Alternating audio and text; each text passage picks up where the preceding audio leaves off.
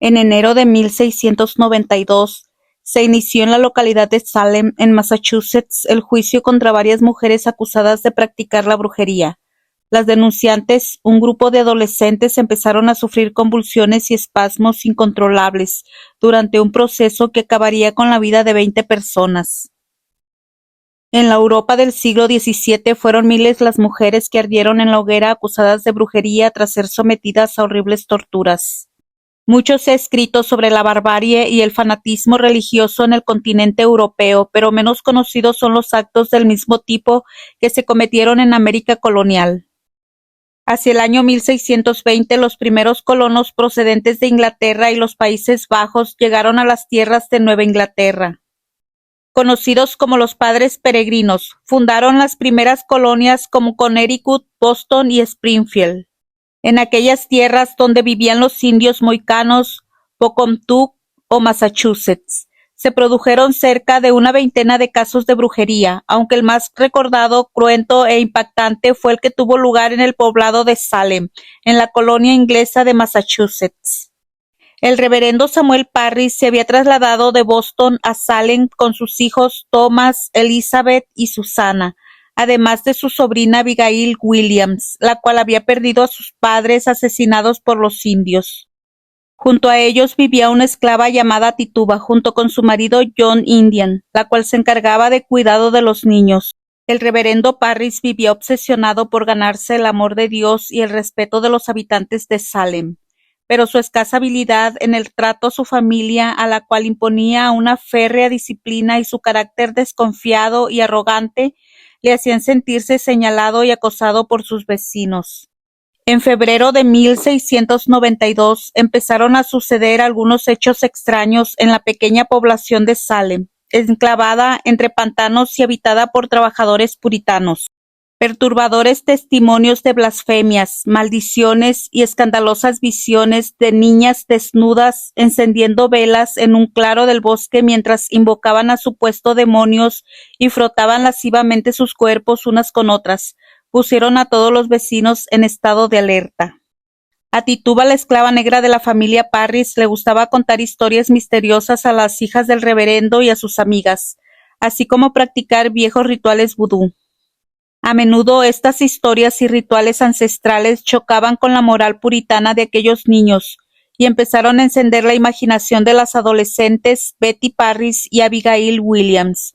Un día, estas fueron sorprendidas bailando desnudas en el bosque, mientras Tituba realizaba sobre un caldero rituales vudú de los Barbados de su tierra natal. Según cuentan las crónicas de la época, las dos niñas empezaron a sufrir convulsiones en público, a pronunciar palabras y frases sin sentido, a estallar en llantos súbitos y sin motivo aparente, y a tener comportamientos bestiales. En realidad, es muy posible que las dos niñas intentaran ocultar sus juegos sexuales, a los que muy pronto se unió Ann Putnam, una niña de 12 años, hija de una de las familias más ricas de la población.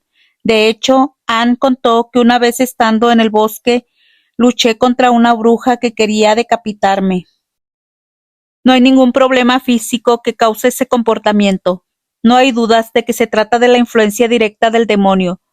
Con estas palabras diagnosticaba William Griggs, el médico de Salem, a las niñas afectadas de tan extrañas dolencias.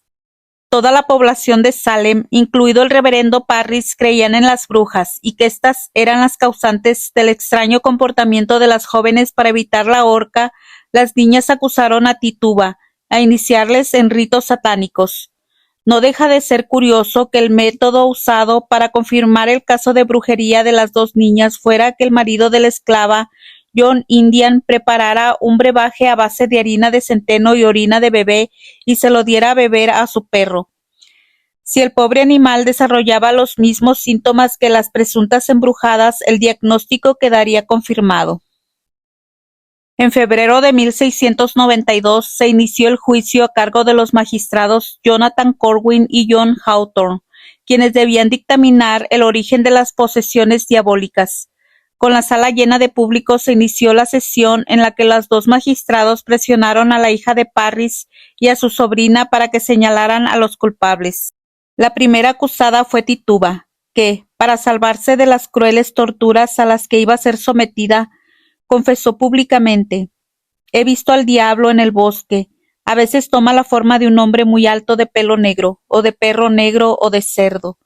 Y he visto a un pájaro amarillo besar el dedo de otra bruja. Y Betty, Abigail, Ann Putnam, Sarah Osborne, Sarah Wood están al servicio de Satanás, y he visto el nombre de otros vecinos en el libro del mal», según aclaró la misma esclava. El libro al cual aludía y en el que se figuraban todos los nombres de las brujas que había en Salem se lo había entregado un hombre misterioso. Tras declararse culpable, Tituba fue condenada a prisión y estuvo 1 año recluida. Por su parte, Sarah Osborne, una anciana, y Sarah Wood, una indigente que también habían sido acusadas, fueron ahorcadas al no confesar su culpabilidad. Posteriormente, otra mujer, Martha Corey, siguió la misma suerte y fue acusada sin fundamento, tal vez a causa de envidias o algunas rencillas entre los aldeanos, y su esposo Giles Corey murió en prisión mientras era torturado. El reverendo George Burroughs fue acusado asimismo por la familia Putnam, porque según relató Ann Putnam, su espíritu aparece en mis sueños y me dice que es el líder de los adoradores de Satanás que mató a sus 2 primeras esposas y que embrujó a los soldados que combatían a los indios en las fronteras de Maine. Otra aldeana, Susana Martin, fue acusada por un vecino porque creía que había embrujado a sus bueyes, y John Alden, otro de los habitantes de Salem, fue acusado de ser el hombre que supuestamente había entregado el libro con los nombres de las brujas a Tituba. El 2 de junio de 1692, el juez William Stoughton envió a la horca a Bridget Bishop, una mujer que 12 años antes había sido declarada inocente de cargo de brujería y cuyo único pecado había sido tener un carácter extrovertido y haberse casado 3 veces. Otra mujer, Rebecca Nurse, fue también acusada. El juez, que la conocía bien, la declaró inocente, lo que provocó tal oleada de vandalismo y salvajismo entre la población que el asustado magistrado tuvo que cambiar de opinión y ordenar que la ahorcaran de inmediato. Pocos años más tarde, los tribunales comenzarían a admitir que los procesos judiciales iniciados en Salem en 1692 habían tenido bastantes irregularidades y finalmente en 1703 el Tribunal de Massachusetts rechazó casi todas las pruebas presentadas durante los juicios. 3 años más tarde, Ann Putnam, una de las niñas supuestamente embrujadas, pidió perdón a su iglesia y a las familias de los ajusticiados en la horca. Lo hizo engañada por Satanás. Por su parte, Betty Parry se fue de Salem con su padre y el rastro de Abigail Williams se pierde a mediados de 1692. Son numerosas las conjeturas sobre las circunstancias que pudieron desencadenar los terribles acontecimientos de Salem.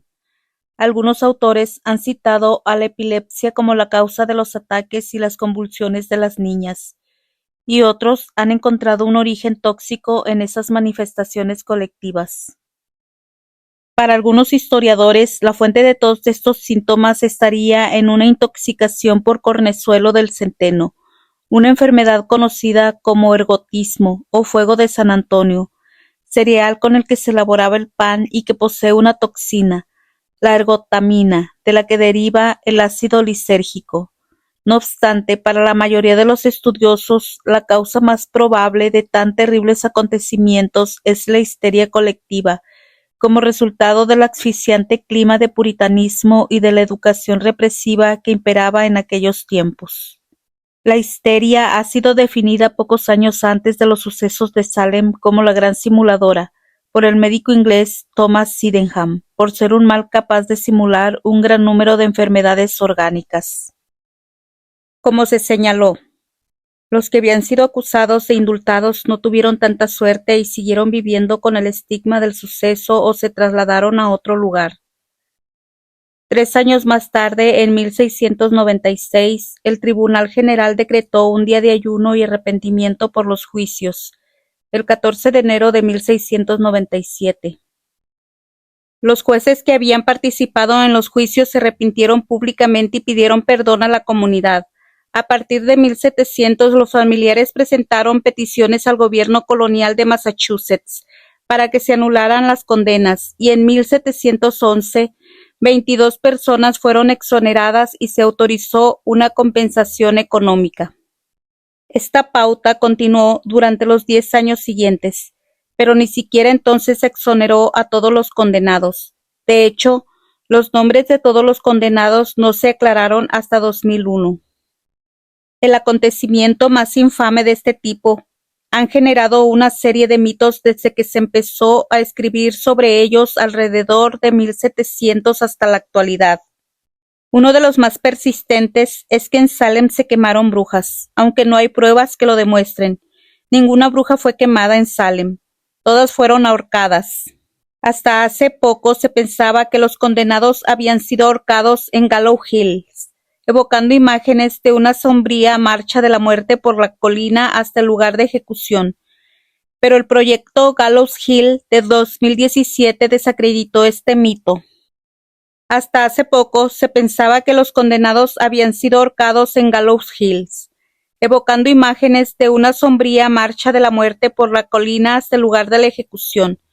Pero el proyecto Gallows Hills del 2017 desacreditó este mito, estableciendo que los ahorcamientos tuvieron lugar en la parte inferior de la colina en la zona mucho menos dramática conocida como Proctor's Ledge.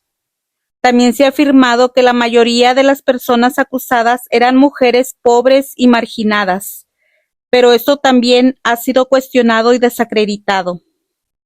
Personas de todas las clases sociales fueron acusadas y condenadas, mujeres y hombres, y de hecho 2 perros por cualquier motivo. George Burroughs, el segundo ministro que remitió en Salem Village, fue acusado y condenado porque parecía poseer una fuerza antinatural. Otra mujer fue condenada porque era capaz de caminar por las polvorientas calles de Salem Village sin ensuciarse la ropa. Y Martha Corey, como ya se ha dicho, fue ejecutada como bruja por negar la existencia de la brujería. A lo largo de los años se han sugerido muchas teorías para explicar la histeria de las brujas de Salem y los juicios. La causa más probable de la histeria de las brujas de 1692 a 1693 en Salem fue la creencia religiosa unida a las tensiones sociales. Nadie sabrá nunca qué llevó a las muchachas a hacer las acusaciones que desataron el pánico, pero una vez hechas, confirmaron lo que de ellas creían los colonos.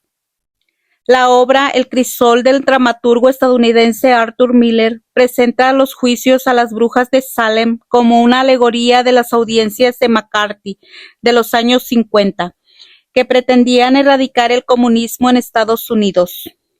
En esta obra, Miller llamaba la atención sobre los peligros de las ideologías que dependen del sesgo de confirmación para prosperar. En ambos casos, los acusadores se basaban en la creencia de que había agentes amenazadores entre ellos de los que debían defenderse.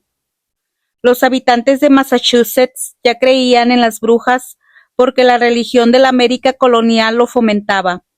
No necesitaban cornezuelo ni ninguna otra cosa. Todo lo que necesitaban era una manifestación física de lo que temían, para confirmar lo que ya sabían que era cierto y actuar en consecuencia.